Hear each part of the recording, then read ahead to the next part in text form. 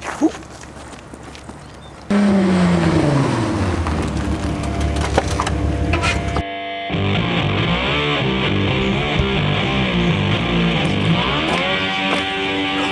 up, Sensu? Welcome back to another Mark IV how-to video. In today's video, I'm going to be showing you how to replace the wheel bearing on a Mark IV. And there's really 3 ways that you can do this. I'm going to try to show you 2 of these ways today. The first one, and the way that I'm going to do it, is using a press. So I'm going to press the old bearing out, press the new one in, and we'll be good to go.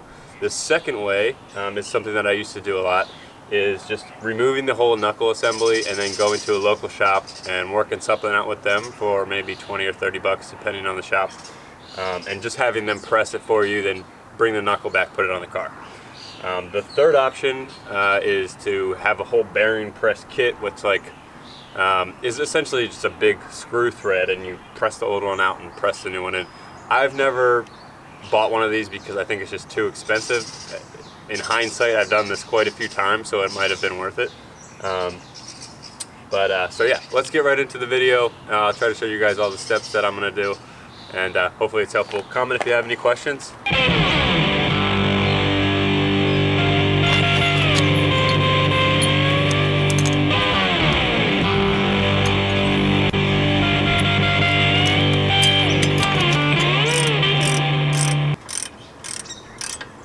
So we'll just let that sit off to the side.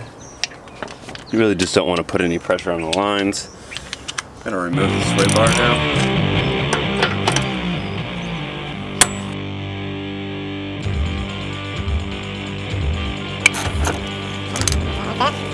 Now we're going to take the rotor off.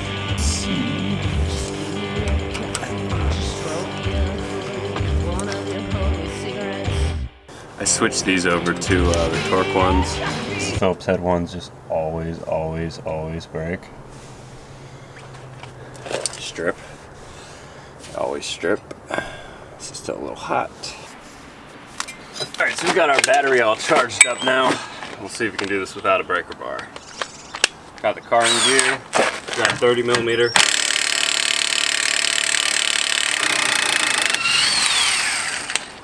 That's that. Alright, so the next step is to basically loosen everything so that we can take the whole knuckle assembly off. We want to loosen everything, but we don't want to remove the tie rod just yet. So if we took the tie rod off first, then all this stuff is going to be moving around. It's going to be hard to loosen this stuff. So we want to loosen everything first, get it hand loose. You guys can see this a little better. It's a 8mm. This is not a required step though.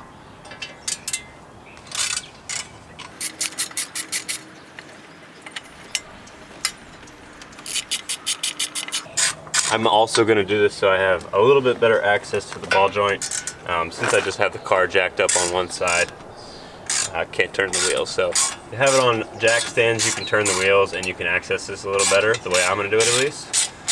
But I'll go over both of those ways. So now you guys can see that a little better. I'm going to loosen this ball joint. There's an 18mm nut on top.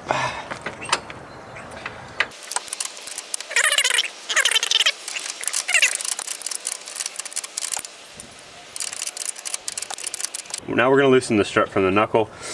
There's a bolt right here that pinches the strut. We're going to take an 18 on this side, and we're going to take an 18 on this side. Nice and rusty.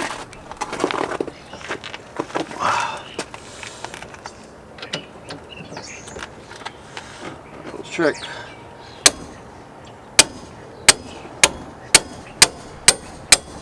Let's get it started.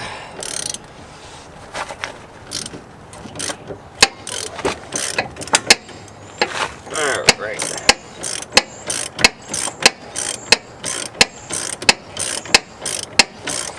You don't have to take it all the way off, just want to get it loose. We'll also take this sensor off too, put that to the side.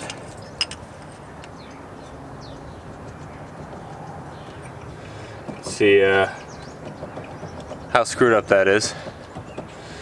Alright, now we're going to go for ball joint, which I think is a 19, which I don't have on me. Alright, so now we're going to remove the tie rod. This is going to be a 19mm.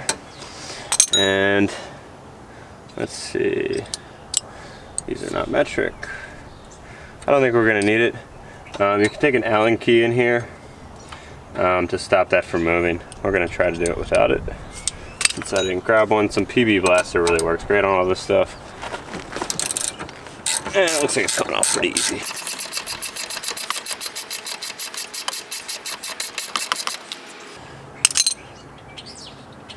Alright, so now that we have everything loose, we're going to take this bottom one off too. And we're going to get our tuning fork. If someone wants to tell me what this is actually called, feel free to correct me, but I like calling it a tuning fork. Because this adding is cool. We're going to do it this way. There's a better method to doing this. I'll put a link in the description of the two types of tools to do this, but this seems to work alright, and these are really cheap. So I'm just going to give it a nice little tap. It'll come right off. We're going to do the same on the bottom here. I like to do it this way because I don't like to, I have these IDF control arms and they have a lot of camber adjustment. So I don't like to mess with that because I don't want to get an alignment after this. So if I'm actually taking it off from the ball joint side, we don't have to worry about that. So this one's already broken, so I'm not going to hurt it much more.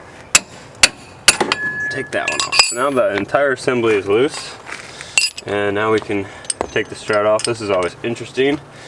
If you have not taken these off the car before, these may be kind of tough to get off. Just give them a little love, and they'll slowly, kind of see there, work their way down. We're gonna keep going. It looks like our sway bar is hitting, so I'm gonna have to take the sway bar off on the other side as well. So hold tight. Alright, so we removed the sway bar. Mine is the type that goes under. It's an aftermarket sway bar, so you may not have that issue, but if you do, take the sway bar off.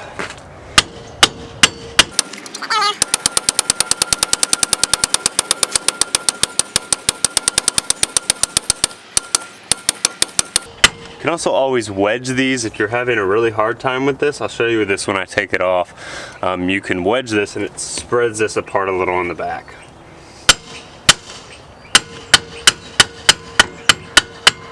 But we're gonna get there.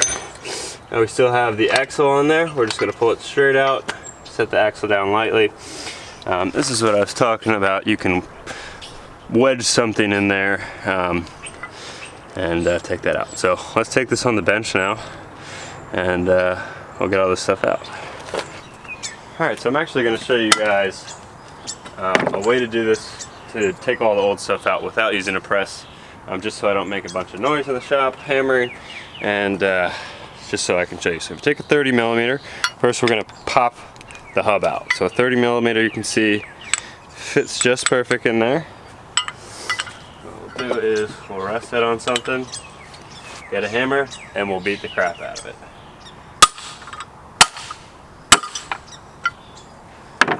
See how easy that came out. Now we can press the bearing out. So before we press the bearing out though, there is going to be a bearing clip, which is super dirty. I don't know if you can see this, but we'll go get a clip puller and then we'll hammer that out as well.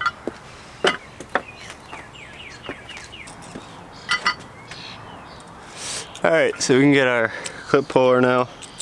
I'm going to pull this clip out. Pretty easy with the right tool.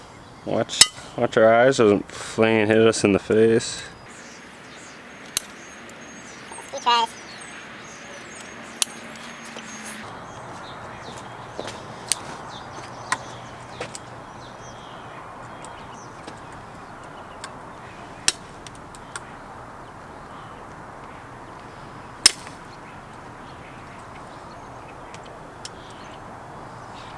Take a knife and just boing. There we go. Piece to the side. Alright, so now we're going to actually press the bearing out with a hammer. This one's not going to go as easy in my experience. Would be a lot easier to do this on the press, but take our biggest socket. This is a 36. And once again, I'm going to hammer the crap out of it. So I hit it right in the center. Good strong hits. Looks like that's going out already.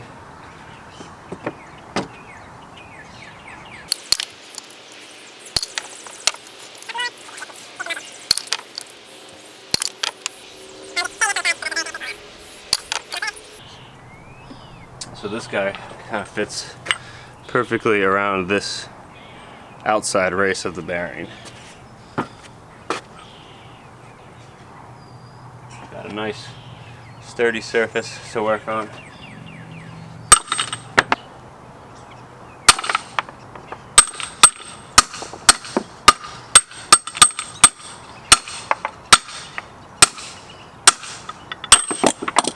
All right.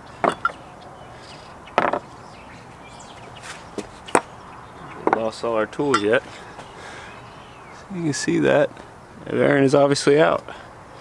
Now we can take it on the bench. Now we separated the hub from the knuckle. This is kind of where it gets a little fun. If you have a new hub and a brand new bearing, you don't have to do this step. But since I don't, and I'm just replacing the bearing, we're going to have to remove the outer race of the old bearing. And basically it gets stuck to the hub. So there's a few ways that you can do this. Most of the aftermarket hubs these days come with ABS rings that you can actually unscrew. So you can take those off and use kind of the traditional method to getting that off with a puller. This is actually a method that I saw on YouTube to basically heat up to the bearing enough that it just kind of falls off on its own. I did not have any luck with this method, so I went to my other kind of hack job method, which is basically taking a Dremel tool and cutting the bearing out without scoring up the hub too much. So that's what we did here. It's kind of after the fact, cutting that up with a Dremel tool and then basically prying it up with a flathead screwdriver.